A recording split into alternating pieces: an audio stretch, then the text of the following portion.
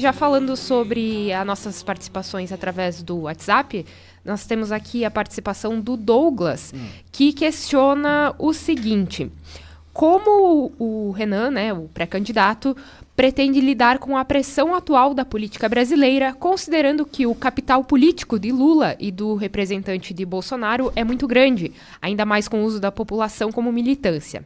Trata-se de uma militância intensa, em parte por serem encantadores, o que acaba levando muitas pessoas a se tornarem cegas por eles. Quem está conosco aqui é o Renan Santos, que é pré-candidato à presidência da República pelo Partido Missão. Olha, trabalhando e construindo base política e militância e não tendo medo de falar o que a gente fala. As pessoas na política, elas têm sempre recuado diante da força maior. Por exemplo, o Lula, ele é hegemônico na esquerda. Todo mundo na esquerda tenta botar a cabeça para fora, vem a porrada de cima. Basta ver o que fizeram com o Ciro Gomes. Basta ver o que fizeram com a Marina Silva. Toda vez que pinta uma alternativa à esquerda, toma porrada. E na direita, toda vez que é uma alternativa ao Bolsonaro, toma porrada ou se submete. Por exemplo, pega a pré-candidatura do Caiado. A primeira coisa que o Caiado, se colocando como pré-candidato a presidente, fez, e era um sonho, já conversei com ele algumas vezes, era um sonho dele ser candidato à presidência da República. O que você vai fazer no primeiro dia? Vou anistiar. Pô, deixa eu entender um negócio. Você vai administrar um país como o Brasil, o teu primeiro ato como presidente da República é atender um desejo do Bolsonaro. Você precisa ser tão capacho do Bolsonaro assim? Sabe? Então, o bolsonarismo acaba gerando os capachos. O PT também tem. O PSOL virou um partido de capacho deles. Eu não serei capacho de ninguém. E eu acho que nós temos problemas tão grandes que se você quiser resolver, você vai ter que ter coragem para enfrentar todo tipo de problema. E aí o lulismo e o bolsonarismo são só uma parte desses problemas. Mas assim, Renan, Missão, Partido Missão, número 14, e é um partido recente, né? Novo. Você hoje está na presidência da sigla e você é o pré-candidato à presidência da República. Nos estados, vamos citar aqui Santa Catarina, você me falou aqui no intervalo que é chapa cheia com os candidatos a deputado. E teremos então também uma Missão na disputa pelo governo? Sim, a gente está com o candidato Marcelo, o Marcelo Brigadeiro, ele já está pontuando, numa das pesquisadas ele apareceu com 5,7%, e ele se colocou como pré-candidato agora em fevereiro. Então, tudo para nós vem sendo muito recente, como se o partido ficou pronto em novembro do ano passado, eu comecei a pontuar nas pesquisas logo em seguida, e na própria pesquisa Atlas, na pesquisa que eles fizeram sobre predileção de siglas partidárias, a gente apareceu em quarto. PT, PL em primeiro disputando, e aí vem PSOL e Partido Missão, Missão em quarto. Ou seja, tudo muito novo, a gente cresceu muito rapidamente e a gente vem ocupando um espaço de eleitorado rápido. Então, é uma questão de a gente se organizar, a gente não tem o dinheiro que os outros dispõem. Do ponto de vista organizacional, ainda a gente está se estruturando. Então, é tudo muito novo, mas há claramente uma demanda dentro da sociedade brasileira pelo tipo de discurso que a gente faz. Mas assim, seriam candidaturas chapa pura mesmo? Sim. Sim, até porque, eu vou trocar. Ou tem algum partido hoje que está assim, mais alinhado e que vocês poderiam compor? Ou é difícil? Eu acho que hoje, a questão, como o nosso partido é muito, muito novo, e a maior parte dos partidos no Brasil sequer achavam que a gente ia conseguir passar pelo julgamento no TSE, todo mundo ficou desprezando o que a gente estava fazendo. Então, a gente virou o ano, o Renan é pré-candidato, vai ter 0,1%. O talvez futuro senador por Santa Catarina, Carlos Bolsonaro, dizia, boca miúda, não, esse cara não vai aparecer nunca com 1%. Aí eu comecei 0, 1, 2, 3, vai subindo, e aí eles começam a ficar meio, né, o que está acontecendo aí? Então, a política vai se adaptar agora a isso, e já há em alguns lugares, vamos dizer, partidos que estão vindo conversar, ainda meio confusos. Mas estão vindo conversar. Em São Paulo, muitos partidos estão vindo conversar com o Kim, que o Kim aparece de 8% a 11% nas pesquisas para governador.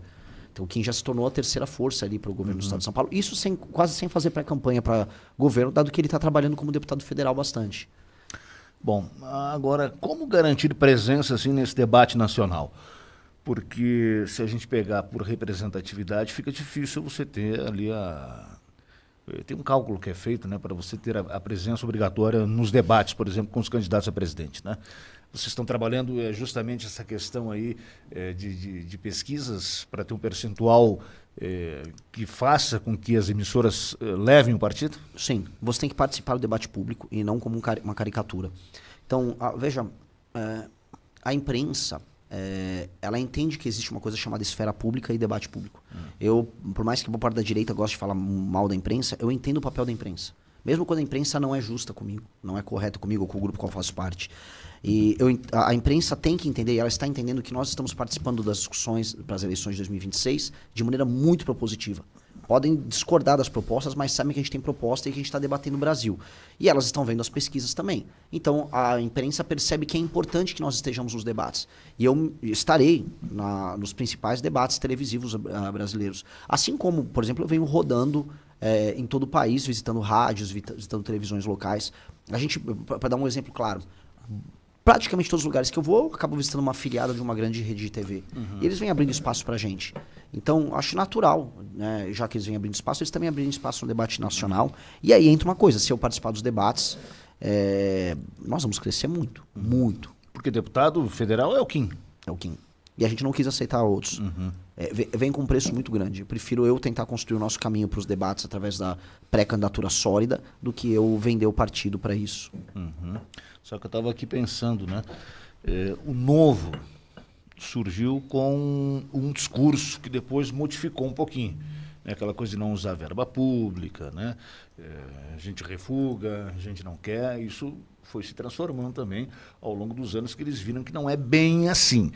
Qual é a garantia que você dá que o Missão surge de uma forma e vai se manter fiel a essa sua proposta original? Estatutariamente, nós colocamos uma obrigação. O programa do partido chama-se Livro Amarelo, isso está no estatuto. E o Livro Amarelo, ele é a regra para todos os mandatos. O Livro Amarelo é composto por, vamos dizer, times de pesquisa com dezenas, centenas de pessoas para cada tema. E isso gera um programa muito férreo, um sistema de fiscalização interna muito férreo dentro desse programa. A segunda coisa isso em qualquer grupo político. Você mede a qualidade do grupo político pelas suas lideranças. Isso ao longo da história humana sempre foi assim. Quando o Novo surgiu, eram pessoas que não tinham nenhuma experiência com política, elas vinham da iniciativa privada. E elas não entendiam o jogo político, não entendiam o jogo de resiliência que significa política. Já nós não, nós estamos no 12º ano nosso de militância política. E aí o Novo passou por as pressões internas. Vou dar exemplo, uma pressão que eles tiveram que passar. Ceder ou não ceder ao bolsonarismo. O Novo hoje é um partido bolsonarista. O Novo é mais bolsonarista do que o PL. Então, na prática, o Novo se tornou um partido satélite de uma causa outra. Nós não, nós temos uma causa própria. E as lideranças nossas e o estatuto do partido garantem isso. E a gente tem que se manter nessa linha, que é uma linha muito férrea de independência e de proposta para o Brasil. Se a gente não tiver uma proposta muito clara que resolva os problemas do Brasil, e se a gente não for sempre independente, a gente não tem razão de existir. Aí é mais fácil fechar o partido. Renan, falando um pouco sobre os projetos de governo, você defende uma segurança pública mais rígida, né? E o que isso significa exatamente assim, em termos de políticas públicas? Porque a gente sabe que com uma segurança pública, um viés mais rígido, também podem surgir questões de abuso, violações de direitos humanos. Em termos de políticas públicas, o que você quer dizer com uma segurança pública mais rígida? Um exemplo, vamos começar. O Brasil é um país em que as violações de direitos humanos elas acontecem o tempo todo. Acontece através das polícias também? Em uma pequena parte, dependendo da região do Brasil. Mas hoje você não tem alguns direitos fundamentais garantidos. O primeiro é o direito de ir e vir. Uma pessoa não anda em uma grande cidade brasileira tranquila com o celular na mão.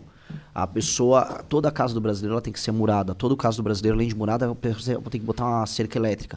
O carro dos brasileiros, se não pode ser blindado, e uma parte das pessoas não podem pagar, ela tem que ter pelo menos um insufilme. Tem gente na minha cidade de São Paulo que anda com o famoso celular do bandido, que além do seu celular oficial, você anda com outro que se for assaltado, você dá o outro celular para ele. Mulheres têm medo de andar em vários lugares, em várias ruas à noite. Então, os direitos fundamentais nossos são mitigados no nosso dia a dia já. Então a gente já vive num país em que os direitos humanos são parciais, especialmente em regiões favelizadas em que não se quer direito de propriedade, em que isso é garantido por um grupo, a sua existência, seu direito de ir e vir, suas liberdades individuais são garantidos por um grupo semi-terrorista que são as facções. A gente está falando de mais de 23 milhões de brasileiros que vivem nessas circunstâncias. Pois bem, nós temos que fazer o básico que a experiência internacional nos mostra. Aumento de penas, mudança na lei de execuções penais, que faz com que uma pessoa que é reincidente, ela fique na cadeia e não tenha, por exemplo, uma progressão de pena. A gente tem que construir mais presídios, porque eu não quero violar o direito humano lá do cara que é preso. Eu acho que o cara que foi preso, ele tem que ficar preso. Costura uma bola, trabalha ali dentro, vai pra cela dele e só. Não acho que... tampouco o presídio tem que ser controlado por facção. Então, eu tenho que aumentar as leis penais, eu tenho que ter leis muito duras também com relação à atividade policial. O policial que trai o seu dever, que trai a sua farda para cometer crime, ele tem que ser punido tal qual um traficante de qualquer facção organizada. que é o que acontece com as milícias no Rio de Janeiro. Quem é um miliciano? No fundo, é um policial que traiu o seu dever junto à sociedade. Então, a lei e a ordem, ela serve, inclusive, e de maneira muito enfática, para o policial que eventualmente possa trair seus deveres junto à sociedade. Porque ele tem uma posição privilegiada. Ele é o aparato do Estado utilizando o monopólio da violência. Quando ele usa o monopólio da violência para atrair as pessoas, a pena dele tem que ser muito alta. Então, a punição tem que ser alta para todos esses. Só que a questão toda é, nós acreditamos que a disciplina criada através da lei e da ordem, ela se torna cultura. E a cultura, depois, ela cria um ambiente de alta confiabilidade. Tem um grande líder político, para não falar assim, Renan, você está falando em termos genéricos. Tem o cara que foi talvez a maior liderança da Ásia, em termos criativos, aí nos últimos 50 anos, foi o Liu Qian, que transformou Singapura de uma vila de pescadores num dos lugares mais desenvolvidos do mundo. E ele começou com muita lei e ordem. Essa lei e ordem depois se torna autodisciplina na parte das pessoas. E isso se tornou um lugar muito bom de se viver. E nós precisamos começar assim. O Brasil é um país em que o espaço alheio não é respeitado, em que não há nenhum senso de comunidade. Então, a lei e a ordem ajudam a criar isso. Primeiro, como hábito. Você tem que ter medo, você tem que ter autodisciplina. Do tipo, aqui vocês não têm tanto esse problema. Agora, se eu estou num ônibus em São Paulo, ou se eu estou andando numa praça, vai aparecer um cara com uma caixa de som super alta, desrespeitando o espaço alheio. Vai aparecer uma pessoa que eventualmente possa te assaltar. Essa invasão do espaço do outro, ela tem que ser coibida. Não apenas através da reeducação. Ela vai ter que ser coibida também através da força. Se essa pessoa não respeita o espaço ali através dos bons hábitos, ela vai ter que respeitar através da força, através da punição. Aí uma hora isso vira hábito. A hábito vira disciplina, e disciplina vira na prática cultura. E a gente tem que criar uma cultura de convivência. Então o processo tem que ser holístico. A gente tem que criar uma cultura no Brasil, uma cultura civilizacional de respeito aos outros. Mas isso passa necessariamente por impor lei e ordem.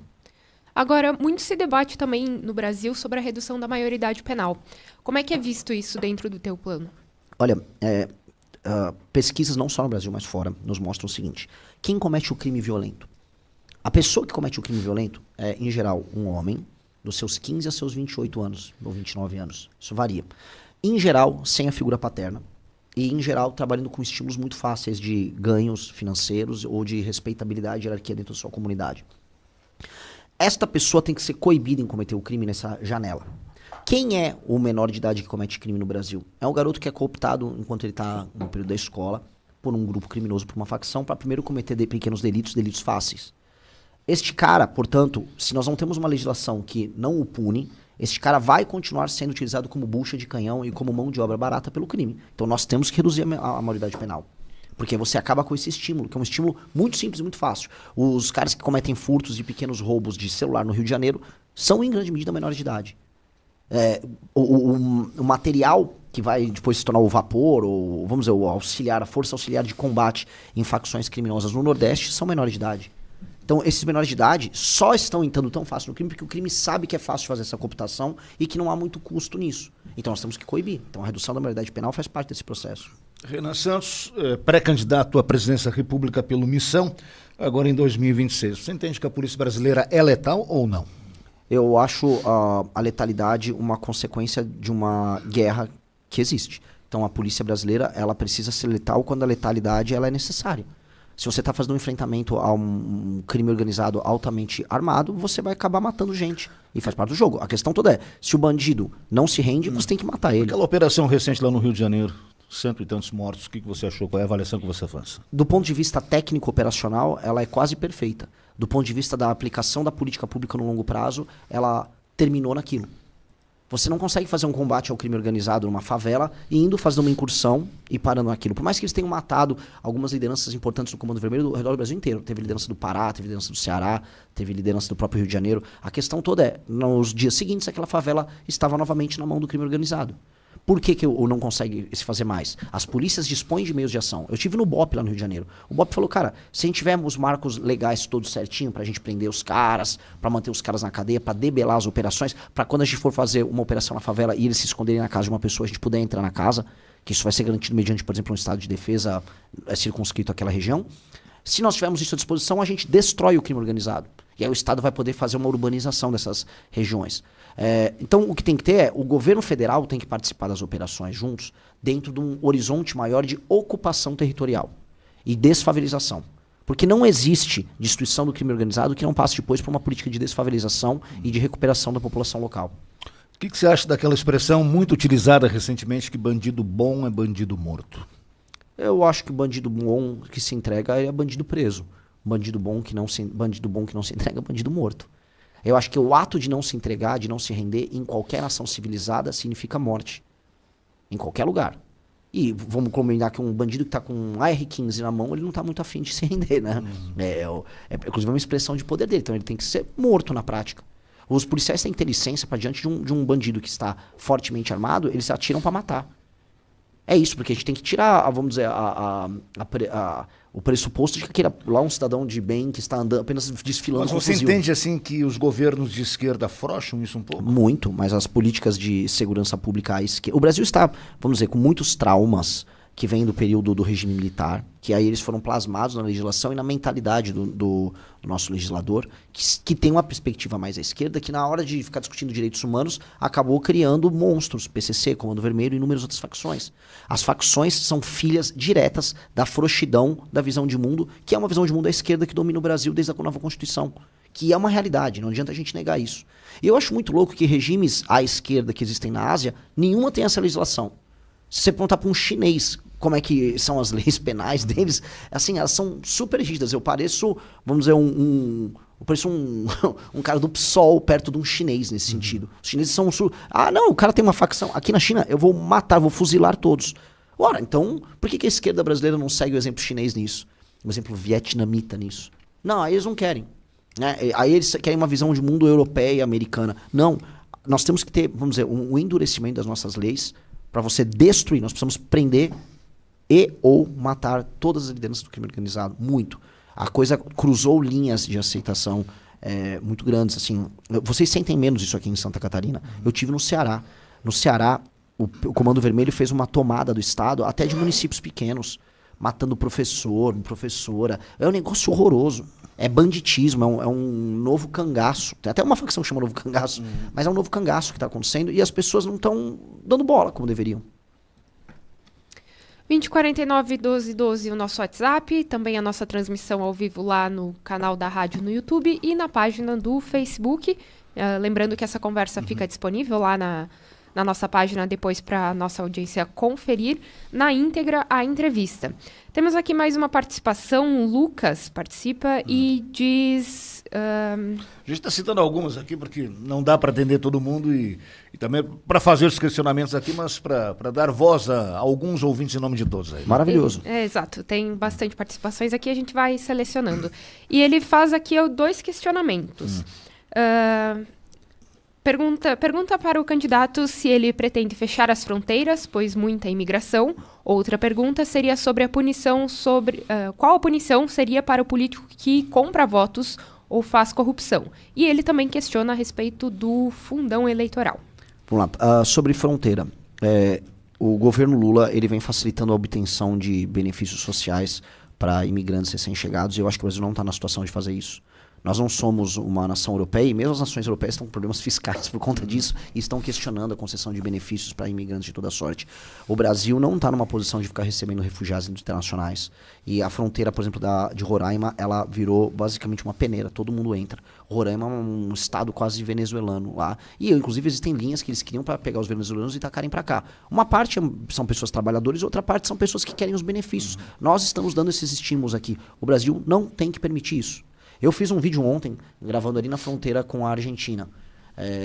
E assim, não há fronteira da nossa parte. Existe uma fronteira para a Argentina, mas para entrar aqui não tem nada. Eu, inclusive, entrei a pé filmando para mostrar assim, o Brasil não está fazendo nenhum trabalho de proteção às suas fronteiras. Seja para traficante, seja para gente de movimentos sociais à esquerda. Lá no Paraná tiveram inúmeros problemas com indígenas, né, que invadiam o território brasileiro para basicamente roubar a terra de brasileiro. E pessoas que apenas querem pegar benefícios sociais no Brasil. Então, nós temos que ter um controle de fronteira muito, muito maior. O que eu vou querer receber em termos de imigrantes é quem tem grana e quem tem inteligência e quer montar uma empresa no Brasil. Quer trazer seu dinheiro, quer montar uma empresa no Brasil? É um garoto talentoso que mora na Ásia e quer montar uma startup no Brasil? Vem pra cá. Eu preciso de vocês. Mas apenas abrir a fronteira por supostos motivos humanitários, isso nós não faremos. A segunda pergunta era... sobre a punição para políticos que compram votos ou praticam corrupção. Pois bem, eu vou pegar aqui o paradoxo de Alexandre de Moraes, né? Alexandre de Moraes, ele é muito amigo dos caras do Centrão e ele diz que está permanentemente defendendo a democracia. Existe democracia num país em que as pessoas vendem o seu voto? Eu tenho certeza que até em Chapecó tem compra e venda de voto, mesmo sendo um lugar com IDH alto. Pois bem, no Nordeste é regra a compra e venda de voto. Meus pais moram numa cidade chamada Vinhedo, que é uma cidade muito boa no interior de São Paulo, se parece muito com as cidades aqui. Inclusive planta vinha, tal, cidade de italiano. Pois bem, mesmo lá tem compra de voto. Mesmo em Vinhedo com IDH alto, IDH italiano, você tem compra de voto. Compra de voto, no lugar onde a gente tem compra de voto, você não tem democracia. Então não adianta ficar lá o Flávio Dino, o Lula, ai, a democracia, chorando, quando a base política do Brasil é a compra de voto. Agora só compra porque tem quem vende ou só tem quem vende porque tem quem compra? O Tostines vende mais porque é mais fresquinho, mas sempre vende mais. Essas são as duas coisas, né? Por exemplo, o eleitor, existem estudos, só pra você ver, o Brasil é o país que mais tem compra de voto no mundo, provavelmente. E não existe um estudo sério no Brasil feito isso. Um americano veio pro Brasil e fez um estudo. E nós estamos agora, pelo Instituto nosso, pela revista que nós temos, que a gente tem uma revista cultural e científica, produzindo material sobre isso. O Brasil, o Brasil tem uma política de clientelismo em que a pessoa vende o voto no período eleitoral. Por exemplo, ele vai receber 1 milhar de telha, um saco de cimento, mas ele pode receber um cargo na prefeitura. Né? A compra se dá de muitas maneiras, inclusive pelo dinheiro puro e simples. Só que ela se dá ao longo do mandato. A pessoa, quando ela vende o voto dele para um vereador, ela acha que ela é meio que sócia do mandato do vereador. Então ela pode parecer, ô vereador, furou o pneu da minha Kombi. O vereador tem que dar o pneu. Para dar esse pneu, para fazer esse serviço, o vereador tem que roubar. E aí o vereador precisa do deputado dele, que vai ter a emenda, que vai fazer uma obra superfaturada, a empreiteira amiga deles, desvia o dinheiro. Pois bem, nós temos que acabar com esse método. E boa parte do nosso projeto de administração do Brasil é fazer uma reforma disto. A verdadeira reforma política passa por isso. E nós temos que prender um cidadão que vende o voto e o cidadão que compra o voto, um por 10 anos e outro por 20. O político que compra voto, ele tem que ser punido por atentado à democracia. Tal qual aquelas pessoas foram presas no 8 de janeiro. É atentado à democracia. O cara tá comprando o voto, o cara tá tentando com a democracia, ele tem que ficar muito preso. E a pessoa que vendeu o voto, mesma coisa. Paralelamente, políticos, eles têm que ser avaliados por desempenhos objetivos. Então, um prefeito que não atende critérios objetivos de desempenho, por exemplo, saneamento básico, saúde, segurança, educação, com índices básicos, ele fica inelegível. Porque aí ele não vai ter nem a possibilidade de comprar o voto. Porque ele tá inelegível. E esse é o maior problema das prefeituras do Nordeste. Se eu falar assim, qual a melhor maneira de fazer com que vocês de Santa Catarina, o dinheiro ficasse aqui, aí vocês vão pagar menos impostos, e aí o Estado de Santa Catarina vai ser capaz ele próprio de fazer as estradas aqui que são deficientes. Como fazer isso? Pegando as regiões mais pobres do Brasil e dando metas de obrigações para os governos e os municípios. Então pega o município inteiro do Maranhão, o cara tem uma meta, o prefeito. Se ele não aumentar a arrecadação lá, ou seja, ter atividade econômica, ele fica inelegível. Aí o prefeito, desculpa o termo, vai ter que se picar de trabalhar, vai ter que correr para lá e para cá para obter esse indicador, senão ele fica inelegível. Se a gente não criar esses critérios, ele vai ficar permanentemente comprando o voto das pessoas, as pessoas não cobram ele de melhoria, fica naquela troca e vocês aqui em Chapecó ficam pagando a conta. Acho que não funciona para ninguém. Pedro Fidelis gostou que você falou do Centrão, segundo ele é o problema do Brasil hoje. O José Valentini diz assim, onde que está aqui? MBL, Missão, PT, PSOL, vão para a igreja como Lula. E diz que é só conversa aí, diz que não adianta rezar e, enfim, fazer o contrário, mais ou menos é isso que ele tá falando. Ele coloca religião agora no meio da conversa aqui. Bom, eu não vi ninguém nosso fazendo proselitismo, muito pelo contrário, né? Quem fica... esse cara, pela fala dele, deve ser bolsonarista. Quem fica usando religião pra qualquer coisa é o bolsonarismo. Inclusive usaram religião como a Lagoinha pra participar de escândalo de corrupção. Inclusive ele disse que você tá mentindo aí quando fala do Carlos Bolsonaro como vereador no Rio.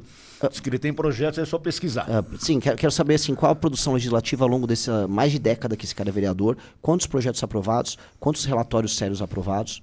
Eu tô falando de projeto sério aprovado, não moção idiota igual ele passa, ou ficar discutindo sobre gênero num município que a maior parte da cidade está sendo controlada por favela e por milícia e por crime organizado. Assim, o trabalho do Carlos Bolsonaro é um não trabalho. E como esse cara é, novamente, um cara que mandou esse comentário bolsonarista, volta a colocar, quem faz proselitismo e usa religião para todas as coisas, inclusive as mais escabrosas, foi, infelizmente, a família Bolsonaro. Basta ver que no Ministério da Educação do Bolsonaro tinha pastor participando de escândalo de corrupção com barra de ouro. Não é minha opinião. Isso aconteceu. Escândalos horrorosos. Quem faz isso, faz esse abuso religioso, não sou eu. E, assim, não verá eu, em período eleitoral, usando a fé para qualquer coisa.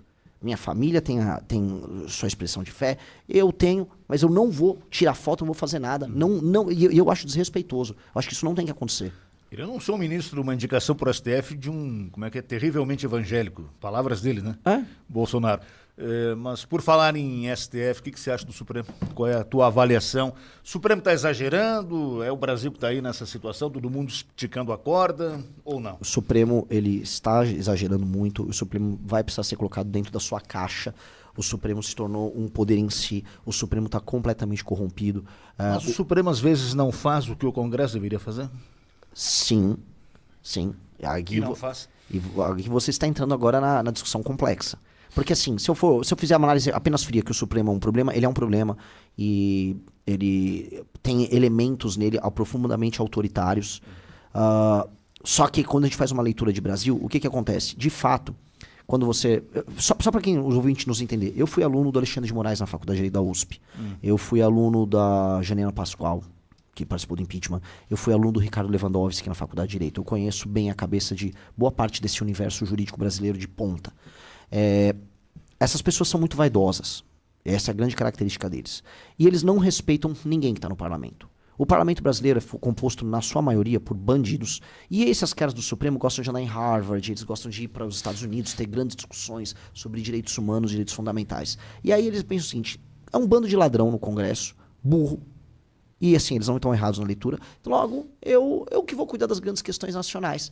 Aí eles se colocam nessa posição em que eles deliberam sobre aborto, sobre ambientalismo, sobre direitos humanos, sobre qualquer coisa, dizendo que o Congresso não legisla sobre esses temas, então eu vou legislar. Então eles usam a fraqueza do Congresso como desculpa para que eles possam exercer uma coisa que eles chamam de neoconstitucionalismo, que é uma postura nova por parte do ministro do Supremo, em que ele usa, vamos dizer, ele fica reinterpretando a Constituição para ele fazer políticas públicas. Isso é absurdo, isso é um ato de arrogância fatal, mas isso decorre da fraqueza do Congresso. Como o Congresso brasileiro é composto de homens fracos e corruptos, eles ficam na mão do STF, então eles nunca peitam o STF para absolutamente nada. E nem vão peitar. A maior parte dessas pessoas que querem se eleger ao Senado morrem de medo do STF. Basta ver, rolou agora, né, uma briga enorme envolvendo o senador Alessandro Vieira e o próprio STF, na CPI do crime organizado.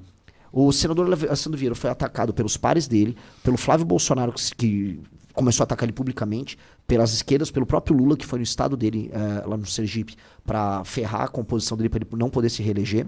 E aí, ele que estava querendo botar na continuidade ali no relatório dele, o Gilmar Mendes e o Dias Toffoli, ele foi atropelado pelo STF.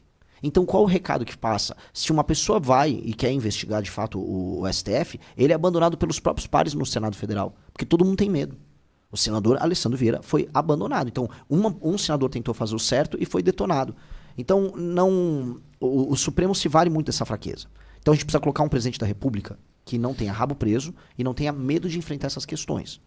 E essas questões vão precisar ser enfrentadas. E de maneira inteligente. Eu falo de maneira inteligente porque o Brasil está por um fio da gente destruir a institucionalidade dele. Você acha que a suposta ou provável delação do Vorcaro vai derrubar a gente em Brasília? Bom, assim, que ela, em termos valorativos, ela deveria derrubar. Se ela vai derrubar, se ela será homologada, aí é uma outra questão. O Vorcaro, tá? E essa aqui é uma história para mim, é muito cara para mim, porque eu fui uma das primeiras pessoas no Brasil a trazer detalhes sobre o caso do Master. Ainda no passado, muito porque eu descobri, eu tinha amigos, estava no mercado financeiro, começaram a me contar a história de tudo, não sei se posso falar nesses termos, das surubas que o cara organizava, ao escândalo de corrupção, a compra de autoridades, participação de igrejas, de tudo. Pois bem, o Vorcaro, ele tem quase todo mundo na mão dele. Ele comprou a política brasileira e ele comprou uma parte importante do Supremo brasileiro. E a delação dele, num país sério, derrubaria todo mundo. Agora, pode acontecer com o Vorcaro desde ser morto, igual o Epstein. Já houve a estranha morte do sicário, né, do guarda-costas dele. Até ele, basicamente, não ter sua delação homologada, vão manter ele preso por um tempo. E aí depois fazem um acordo, ele sai fora e vira um novo Wesley Batista, que nunca duvide disso. Nunca duvide da memória do brasileiro que se esquece das coisas. E aí um cara desses volta e fica multibilionário novamente, através do compadrio e das parcerias múltiplas que ele faz com o poder. Mas teremos ainda muita coisa acontecendo até a eleição, né, Renan? Você acha que vem coisa aí na campanha, vem antes da campanha? O que tá hoje assim, pessoas que acham que o negócio está tranquilo, o bicho vai pegar? Eu acho que sim. Eu acho que assim, muita coisa vai vir ainda do Flávio. Estamos numa rádio aqui em Chapecó. Então, por mais que eu vi pessoas, aparentemente, que gostam do nosso trabalho mandando perguntas, tem também os bolsonaristas aqui. E aqui tinha uma tradição do PT também, né? O Pedro Xay é da região aqui também. Pedro Xay é aqui de Chapecó. Então, o que eu posso colocar aqui, para todos que estão nos ouvindo, o Vorcaro atinge diretamente o petismo, especialmente o petismo da Bahia, mas chega no governo Lula e pega a STF. Paralelamente, tem muita coisa do INSS que vai chegar possivelmente no Flávio Bolsonaro. Tá? E o PT tá quieto. O PT não tá falando do Flávio até agora. O PT sabe o que faz. O PT, infelizmente, é um inimigo muito tenaz. O PT sabe jogar o jogo. Né, o Vorcaro, se ele abre a boca, ele também pega elementos do Centrão. Então, pode ser uma eleição pautada por uma espécie de um caos total. E esse caos total, ele está contratado. O STF está trabalhando agora, incessantemente, para fazer com que a eleição do Vorcaro não aconteça. Né? Eles querem barrar de toda maneira para que, né, isso não respingue, mas eu acho que é quase inevitável que, se não homologada, que ela vaze e as pessoas descubram mais absurdos sobre os envolvidos. Muito bem. Estava vendo aqui agora, estão discutindo se o pessoal da rádio é bolsonarista ou esquerdista. Tá um debate acirrado. Brasil aí. Chato esse, né? Não, Brasil chato, porque assim, eu não sei se vocês dois, eu não sei o que vocês votam, vocês só estão me fazendo perguntas boas. A gente tem que questionar e conversar civilizadamente numa boa, né? É isso aí. Foi boa a entrevista? Pô, foi entrevista séria. Foi uma entrevista. É que alguns lugares não tem a entrevista, sabe? Que as pessoas querem sempre tomar um lado. E assim, a gente tem que discutir os problemas de maneira objetiva. Imagina se eu fosse um médico, eu tô com câncer, aí, mas você é petista ou Bolsonaro? Meu amigo, eu quero resolver meu câncer. O Brasil é um doente que tá com câncer. Você precisa ter as melhores medidas para resolver o câncer. E não pra falar de quem você torce. Infelizmente, isso infantiliza demais o debate. É tudo muito raso hoje, né? Muito raso. É coisa para criança. Infelizmente, o horário político também não contribui muito para um aprofundar isso, né? Mas vamos lá, né? Dar aí tantos minutos da nossa programação lá durante a campanha e... Pois é. Enfim. Aquelas propagandas sem nenhum sentido. Ao longo de todo o dia, né? Mas é isso aí. Bom, quero agradecer a tua presença. Vai de carro para Lages? Óbvio. Minha campanha é toda de carro. Só cuidado aí com a nossa 282, passa governo, sai governo, entra governo, sai governo, prometem e não fazem nada. Nada. Assim, mas tem coisa pior no Brasil. Pelo amor de Deus. Eu juro pra vocês, quando eu voltei do Maranhão, eu pousei em Guarulhos. Guarulhos é uma das piores cidades de São Paulo. Eu senti que eu cheguei em Paris. Nossa! Porque assim, o Maranhão há um abandono total e completo. Esgoto a céu aberto, pessoas disputando comida com urubu. Piores estradas que eu já vi. Não dá pra chamar aquilo de estrada. As estradas estaduais do Maranhão não existem. É um terrão. Sabe assim, um cara tem um sítio e ele tem um caminho que o trator fez ali pra passar. Isso é uma estrada estadual no Maranhão. Não existe estrada. Aqui as estradas não são boas, elas são estreitas. Você não consegue escoar a produção. Aqui vocês tinham que ter estradas de pistas duplas de cada lado, feitas de concreto pra você escoar a produção de vocês. É o básico. Aqui vocês não têm isso, mesmo sendo altamente produtivos. Que é aquele problema do Pacto Federativo. O dinheiro de vocês virou emenda de um político ladrão de outra região do Brasil. Pois bem, nós temos que cuidar para que Santa Catarina tenha a sua infraestrutura, que o Paraná também tenha, que sofre da mesma coisa. Porque vocês, a real é, se o dinheiro ficar na mão de vocês tiverem como resolver os seus problemas, vocês não precisam de muita assistência federal. Vocês precisam eleger um líder que vai resolver o problema onde não está funcionando, especialmente nas regiões mais ao norte do Brasil, que aí você faz com que o dinheiro seja melhor redistribuído. Do jeito que tá, vocês só serão burro de carga. Esse é o meu recado. Não vai ter estrada para vocês vão ficar discutindo comunismo. O comunismo. Não, o Lula é bom, o Bolsonaro é bom. Na prática, vocês só ficam discutindo as coisas e pagando imposto. Né? E eu acho que isso precisa ser alterado. Um discurso dos anos 70, né? Total. É isso aí. E que o trem passe aqui pela região, porque também entra governo, sai governo e o trem não apita aqui, né? E seria o ideal para transportar a nossa produção, né? Estou perguntando aqui sobre Bolsa Família, se você é contra ou a favor. Eu acho que pessoas que estão numa posição de miséria, elas têm ninguém aqui acha que as pessoas não devam ter uma política assistencial. Até porque não pesa tanto no orçamento. A questão é o abuso. A diferença do remédio pro veneno é a dose. E nós temos pessoas jovens em idade de trabalho que não querem trabalhar. Como eu tava citando, São Antônio dos Lopes, que é uma cidade lá no Maranhão, que tem arrecadação. Quase 70% a 90% da população está no Bolsa Família. Homem, mulher, em idade de trabalho, não está trabalhando. Ora, vamos fazer frente de trabalho. O que eu estou propondo é que o Roosevelt fez nos Estados Unidos no final dos anos 20. Frente de trabalho. Vamos botar a galera para trabalhar, paga um pouco a mais, a pessoa trabalha, tá? Até para criar autodisciplina. Do jeito que tá, virou uma... E não é só isso, tá?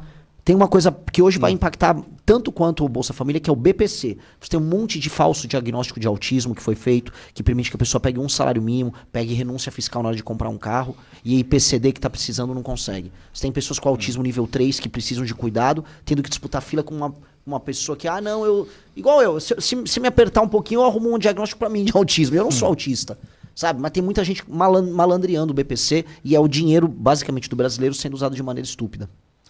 Bom, é isso aí. Poderíamos passar amanhã aqui falando, mas não temos tempo para tudo isso, né? Renan Santos, fundador do Movimento Brasil Livre, um dos fundadores do MBL, presidente do partido, pré-candidato à presidência da República agora em 2026. Obrigado pela presença. Se voltar a Chapecó, dê mais uma passada aqui pela emissora para a gente bater mais um papo, tá bom? Muito obrigado. Foi uma honra. Adorei o bate-papo com vocês. Olá! Se você gostou do vídeo, se inscreve no canal e não esqueça de deixar o like. Até o próximo vídeo e fiquem com Deus.